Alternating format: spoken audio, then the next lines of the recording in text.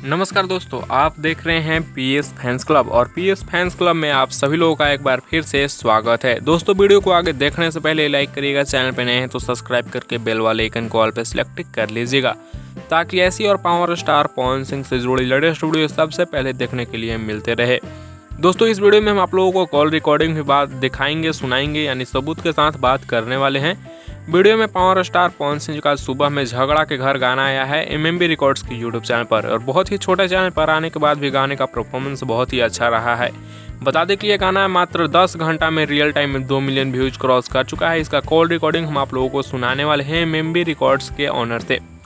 दोस्तों, आप लोगों की जानकारी के लिए बता दें कि मात्र 10 घंटा में 2 मिलियन इतने छोटे चैनल पे किसी और स्टार का करने के लिए नामुमकिन है।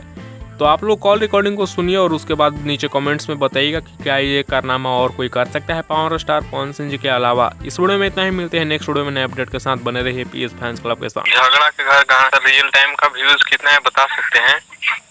अभी रियल टाइम 2 मिलियन होके जा रहा बा। मतलब कितना कम होगा सर? अभी 1 लाख कम रहा है, 75,000। अच्छा, मात्र 75,000 कम है। अभी 10वां घंटा चल रहा है, अभी जस्ट लगता है कि हुआ है। हाँ, और 2 मिलियन होने वाला है। ठीक।